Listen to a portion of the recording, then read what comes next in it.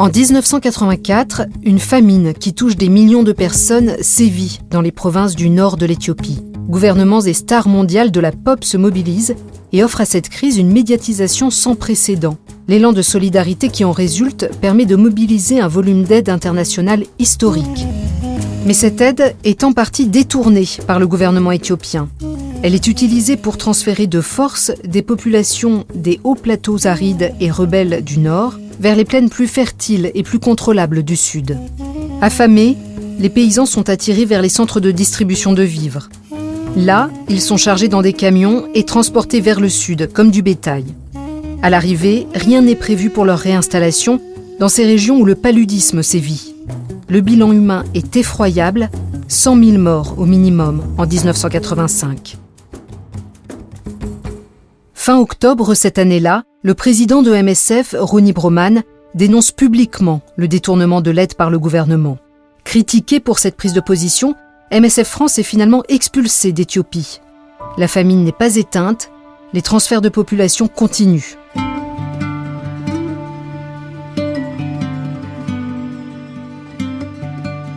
Vous écoutez Première Ligne, un podcast produit par Europe 1 Studio pour les 50 ans de Médecins sans frontières. Chaque semaine, on vous emmène à la rencontre d'un membre des équipes MSF qui se remémore une mission, quelques jours ou plusieurs mois sur le terrain qui ont changé sa vie. Dans cet épisode, Ronny Broman, ancien président de l'association, aujourd'hui enseignant, auteur et directeur d'études à la Fondation Médecins sans frontières, raconte les événements qui l'ont conduit à dénoncer un crime de masse au risque de remettre en cause l'existence même de l'association qu'il dirigeait.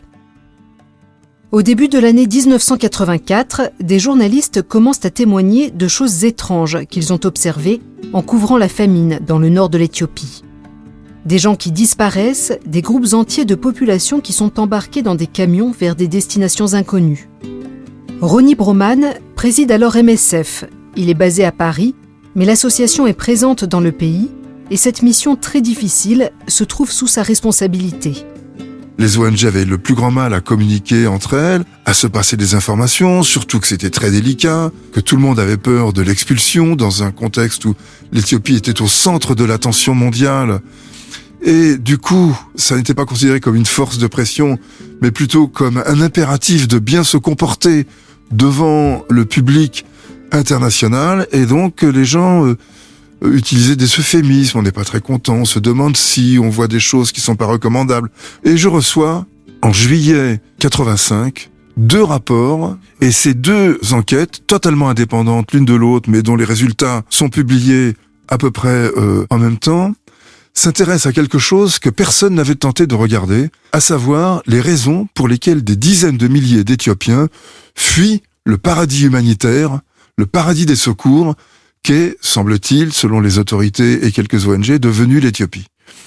Et tout à notre action en Éthiopie, les uns et les autres, nous avions négligé de nous intéresser à ces réfugiés et tenter de comprendre pourquoi, alors que la nourriture arrivait en abondance, que des volontaires étaient déployés dans le pays, que des infrastructures étaient mises en place, pourquoi ils venaient se réfugier dans des conditions terribles dans le pays voisin. Eh bien, la question était simple, c'est que ce paradis était un enfer, que les transferts de population étaient meurtriers, que les conditions dans lesquelles les gens étaient réinstallés étaient épouvantables, plus proches du camp de travail que du nouveau village dans lequel une nouvelle vie va pouvoir s'instaurer. Et je suis confronté à cette vérité-là. Eh bien, pourtant, ça n'est pas encore là que je me convainc que nous sommes confrontés à un dilemme grave, tout simplement parce que j'ai pas envie d'entendre cette mauvaise nouvelle, parce que c'est finalement accepter l'idée que notre aide commence à causer plus de mal que de bien. Nous, à l'été 84, nous devons nous implanter dans la région dite de Sékota. Et là, à la place de nous laisser agir comme c'était nécessaire, c'est-à-dire de mettre en place un centre de nutrition où on peut servir des repas fractionnés, des rations spécialisées, préparer les bouillies hyper nutritives qui permettent aux gamins de survivre, on ne nous autorise que ce que l'on appelle dans le jargon des rations sèches, c'est-à-dire des distributions de lait, de farine, de sucre, qui ne permettent pas du tout de prendre en charge sur le plan thérapeutique les enfants malnutris, ou d'ailleurs les gens en général, mais surtout des enfants, comme il y en avait encore beaucoup. Et donc, nous étions en négociation difficile avec le gouvernement éthiopien, avec l'idée que, de plus en plus, on cherchait à nous faire jouer un rôle de simulacre de l'aide, c'est-à-dire de fausse présence, au sens où les gens étaient vraiment là, mais ne pouvaient pas accomplir le travail qu'ils étaient là pour faire, mais simplement un faux semblant, comme des distributions de farine et de lait, il n'y a pas besoin de faire venir des volontaires de l'étranger, spécialisés en nutrition, pour faire ce genre de choses.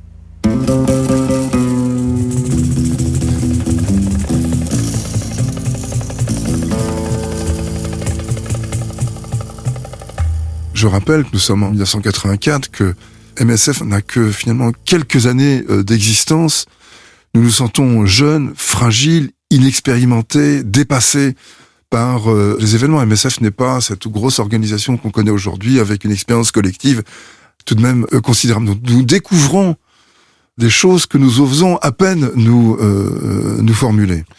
Et je suis invité à prendre la parole devant le club de la presse anglo-saxonne de Paris. Il y a Reuters, le New York Times, le Guardian, enfin toute la grande presse anglo-saxonne qui est dominante est présente dans ce déjeuner-débat en fait. Et donc je commence ma présentation de MSF de façon très générale. J'avais pas spécialement l'Éthiopie en tête. Puis on en vient aux questions évidemment, puisque c'était essentiellement de cela qu'il s'agissait. Et la journaliste de Reuters me demande de lui donner les principaux problèmes, les 3 principales difficultés que nous rencontrons à ce moment-là sur le terrain. Très spontanément, je lui cite le bombardement de nos hôpitaux par l'armée rouge en Afghanistan. 2e problème grave, l'attaque d'une équipe de Médecins sans frontières par des militaires ultranationalistes au Sri Lanka. Et puis enfin, 3e difficulté qui me vient à l'esprit, ces quotas.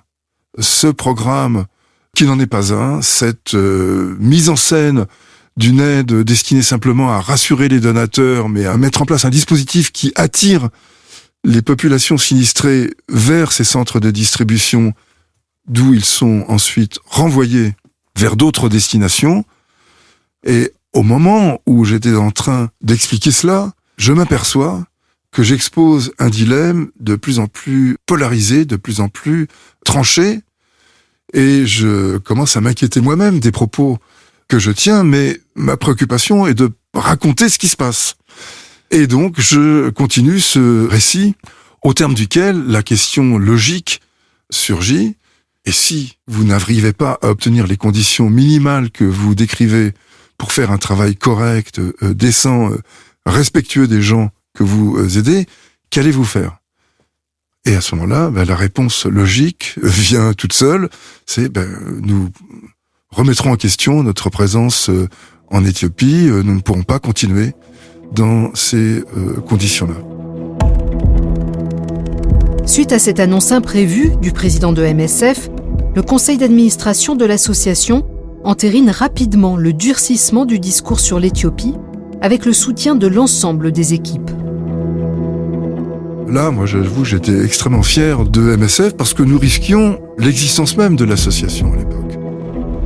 À la suite de cette conférence de presse improvisée et des retombées médiatiques énormes qu'elle a provoquées, je devais me rendre en Éthiopie. Je dois me rendre en Éthiopie pour rencontrer les équipes, rencontrer les autorités, rencontrer les Nations Unies et les autres ONG.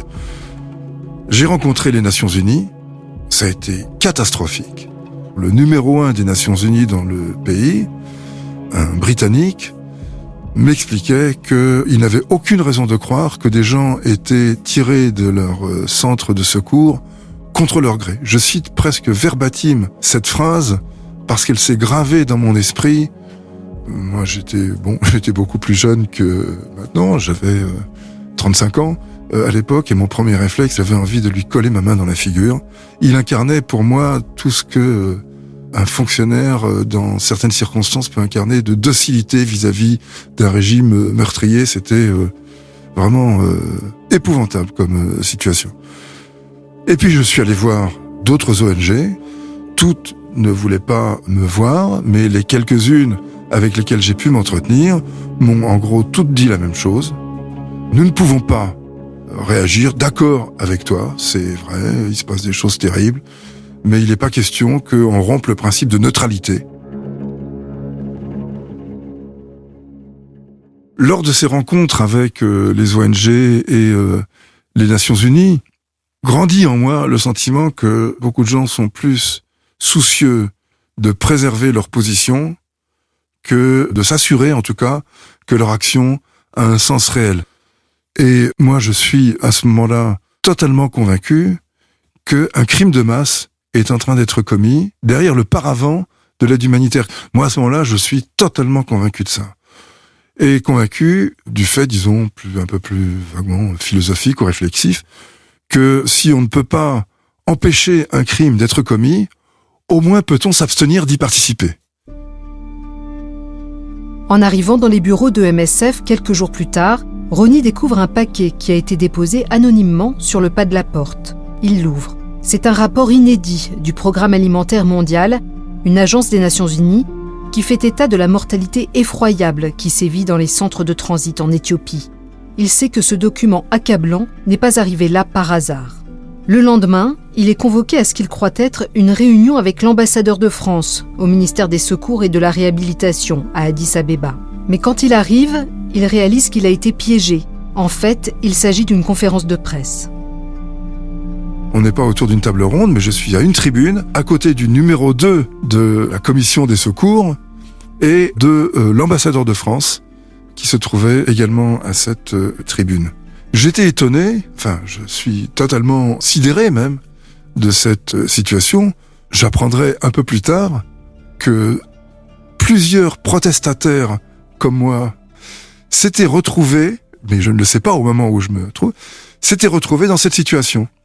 Le gouvernement éthiopien les avait mis face à la presse et leur avait demandé de commenter leurs déclarations. Et systématiquement, ils étaient revenus en euphémisant, en atténuant, en corrigeant, en neutralisant d'une certaine manière leur position, en mettant leur déclaration sur le compte d'un mot, c'est le mot de l'émotion.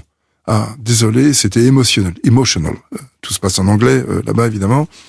C'était emotional. Et emotional, c'est quelque chose comme une insulte. En tout cas, comme une disqualification, une façon de discréditer une position. Mais le président de MSF ne revient pas sur ces déclarations. Et pendant plus d'une demi-heure, il expose sans interruption sa position devant le parterre de journalistes présents. Il est ensuite contredit avec force, non seulement par les autorités éthiopiennes, mais également par l'ambassadeur de France qui l'invective. L'ambiance est électrique. Après une altercation assez vive avec l'ambassadeur à qui j'ai dit sans détour ma façon de penser, nous nous retrouvons et sans illusion, n'ayant absolument aucun appui, ni de l'ambassade, ni des Nations Unies, ni des ONG, nous sommes sans illusion sur le sort qui nous est réservé. Il est clair qu'on va se faire expulser et l'ordre d'expulsion est intervenu seulement quelques jours après. Et c'est à mon grand regret, parce que je reste convaincu, 30 ans après, que le gouvernement éthiopien aurait très bien pu accepter ça. D'ailleurs, les transferts de population ont été suspendus 6 mois après, du fait de la pression des donateurs et du fait aussi de la campagne que nous avons continué à mener. Moi, je suis allé à Genève, à Bruxelles, à Washington pour parler devant des commissions parlementaires, exposer la situation, raconter comment l'aide était utilisée au détriment de la population, comment les responsabilités des donateurs étaient engagées par ces usages détournés de l'aide. Et je pense que ça a contribué à convaincre les donateurs qui ne pouvaient plus accepter cette situation. Donc, c'était possible, et ça aurait été possible d'une manière plus constructive, avec les ONG, sans expulsion. Malheureusement, l'invocation des principes humanitaires, notamment du principe de neutralité, du principe de non-ingérence, comme si c'était une affaire d'ingérence, là, a permis que tout cela ne se déroule pas.